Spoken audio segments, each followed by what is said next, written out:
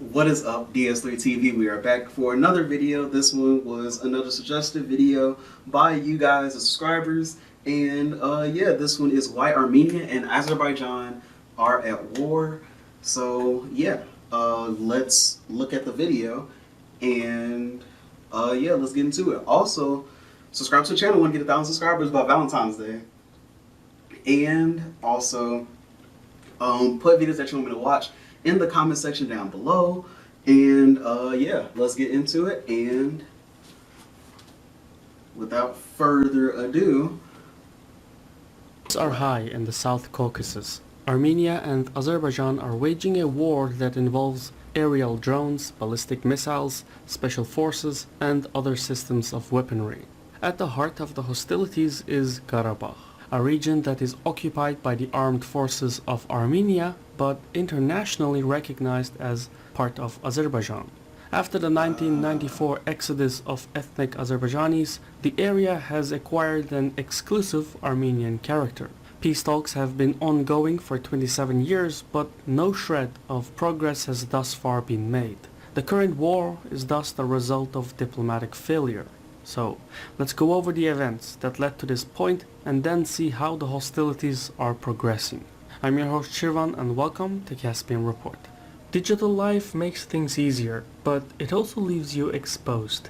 NordVPN is an affordable and user-friendly tool that hides report to get a discount on the premium version.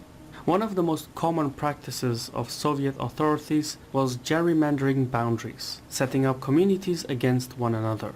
According to the last Soviet survey held in 1989, Armenians accounted for 77% of the population in Nagorno-Karabakh, while Azerbaijanis accounted for 22%. However, in the 7 adjacent districts surrounding Nagorno-Karabakh, roughly 95% of the population was ethnic Azerbaijani, and the population of Lower Karabakh was 5 times that of Upper Karabakh. Regardless of the demographics, the two communities lived in peace during the Soviet era. Armenians and Azerbaijanis were friends, colleagues, neighbors.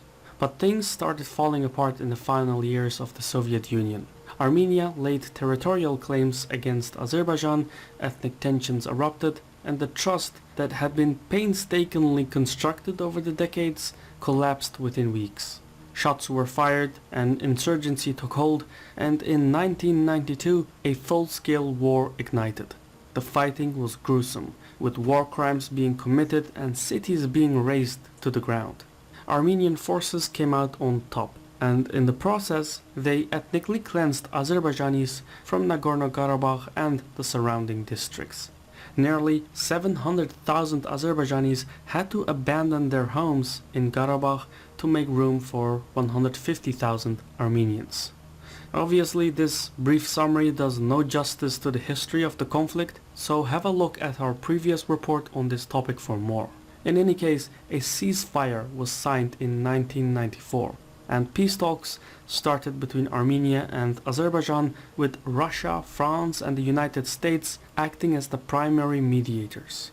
Over the years, numerous proposals were negotiated, but the most feasible roadmap is known as the Madrid Principles, introduced in 2007. That deal entails the following. First, the districts surrounding Nagorno-Karabakh are to return to Azerbaijani control. Second, Nagorno-Karabakh is granted an interim status and provided with security guarantees and self-governance. Third, a corridor is established to link Armenia to Nagorno-Karabakh. Fourth, the final status of Nagorno-Karabakh is determined through a legally binding expression of will. Fifth, all internally displaced persons and refugees are granted the right to return to their former places of residence. And finally, sixth, international security guarantees in the form of peacekeeping operations take hold across the region. Although the Madrid formula presents the most feasible roadmap towards a peaceful resolution, the exact terms of each principle has been a matter of rigorous interpretation and negotiation. The biggest disagreement is the status of Nagorno-Karabakh. Yerevan rejects Nagorno-Karabakh's subordination to Baku and wants guarantees of independence before engaging in any significant concessions. Meanwhile, Azerbaijan refuses to concede its territory and wants a phased settlement, starting with the return of its occupied districts adjacent to Nagorno-Karabakh. The core legal issue is that Armenia insists on self-determination to resolve the status of Nagorno-Karabakh, while Azerbaijan insists on maintaining its territorial integrity. The only way to combine the two is by granting self-determination within territorial integrity. That means an autonomy for Nagorno-Karabakh. We've seen similar formulas being successfully implemented across Europe, with the Åland Islands in Scandinavia acting as a point of inspiration.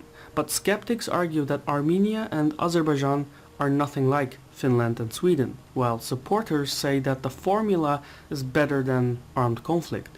Regardless, in 2011, Russia proposed to start the Madrid Principles with the return of Azerbaijani districts. 5 of the 7 areas were to be returned. However, Armenia did not budge, and the negotiations have remained at a deadlock since. There were numerous attempts to revive the peace talks, but much of it was to no avail. In Armenia, the status quo had become deeply entrenched in the political landscape. Compromise, it seemed, was no longer on the table.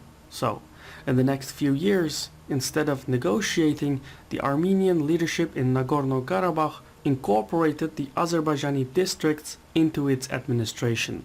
New provisional borders were drawn, new roads were constructed, and abandoned Azerbaijani settlements were given Armenian names. Meanwhile, historical sites that were located in the Azerbaijani districts were embedded on Armenian banknotes, a clear sign that Armenia was not going to leave. On top of everything, ethnic Armenians from beyond the Caucasus were brought in to settle in the former Azerbaijani towns.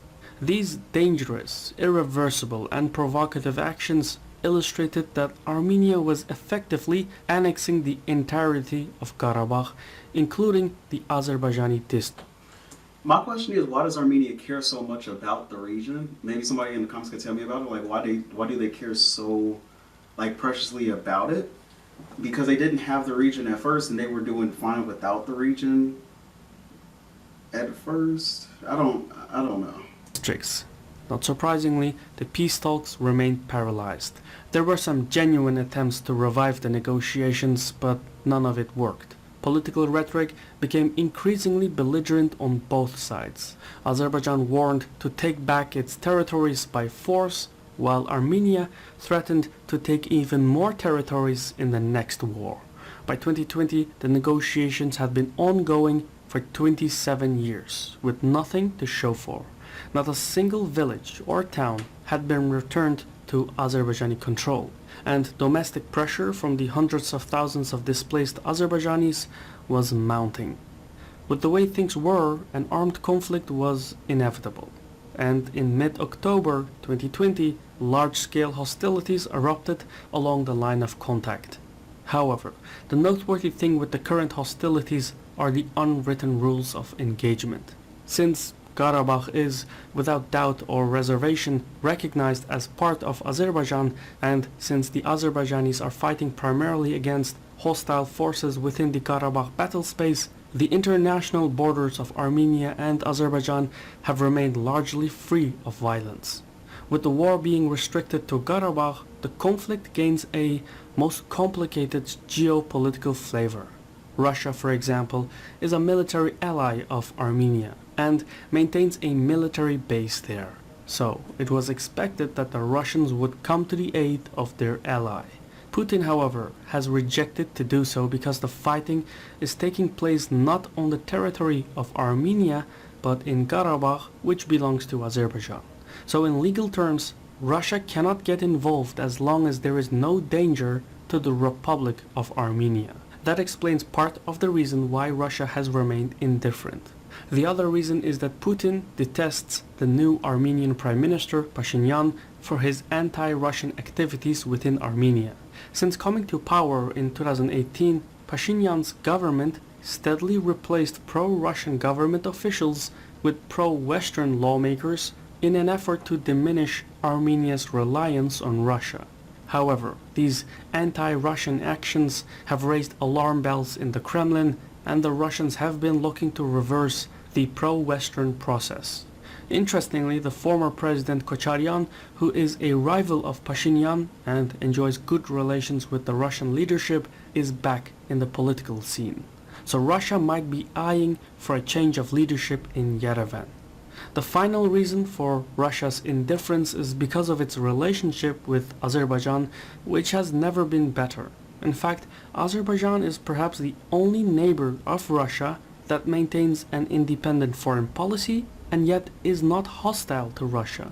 The Kremlin wants to promote such foreign policy among its neighbors, not punish it.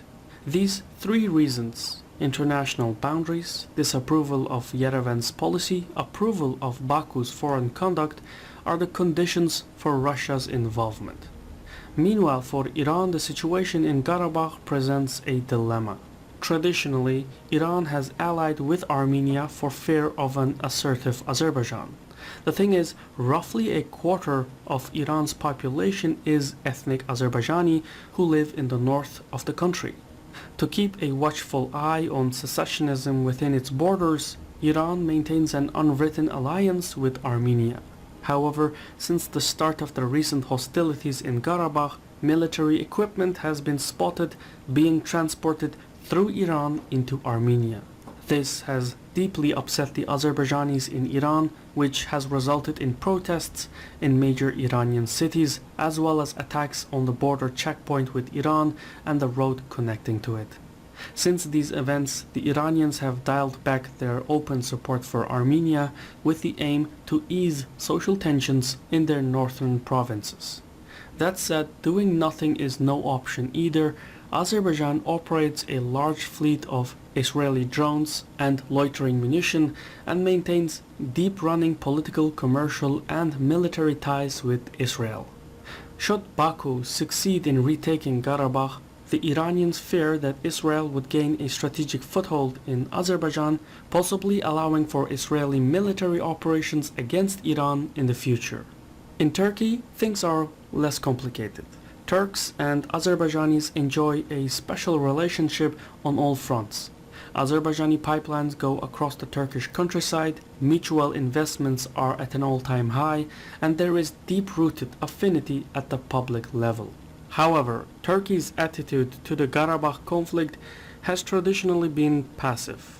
But this changed as recently as August 2020, when the Armenian Prime Minister publicly hailed the Cephris Treaty and called for a new foreign policy that would lay territorial claims on Turkey.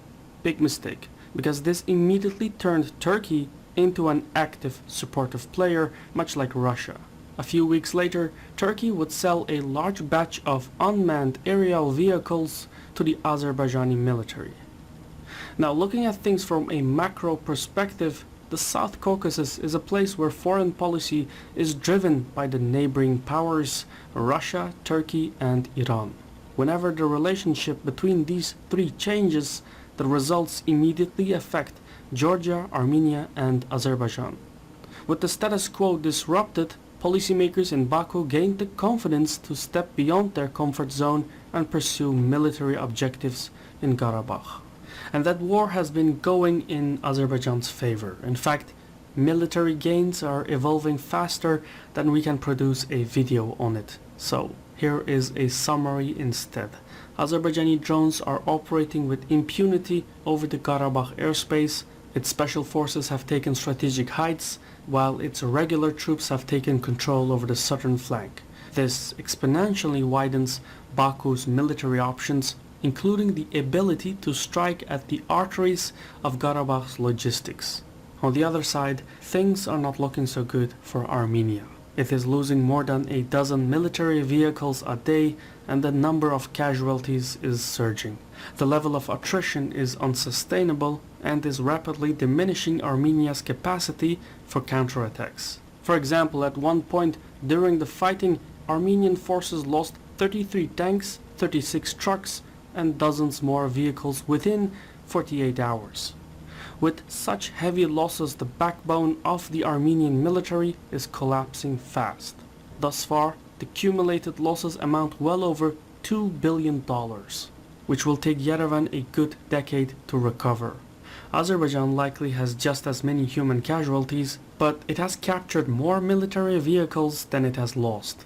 If this is a war of attrition, Azerbaijan has absolute dominance over the battlefield. By the way, these observations are not based on the official statements from either side, but on visual confirmations and geolocations by neutral parties. As of this writing, the line of contact has shifted dramatically. Azerbaijani forces are close to hugging the international border with Armenia in the south, and if they can take the strategic heights to the north, units of Azerbaijan's self-propelled artillery can shut down the Lachin corridor. This would split Armenian forces in two and choke the remnant Armenian units in Karabakh. What happens next is unknown. What is certain is that the status quo no longer exists, nor is it even a recipe for a peace settlement. The formula of the negotiations has changed. There is still time to negotiate a diplomatic resolution. For example, with the aid of European councillors, mechanisms can be created to ensure self-determination for the Armenian community within the territorial integrity and sovereignty of Azerbaijan, a local government with its own law enforcement, judges, with its own programs for media, education, culture, and so on.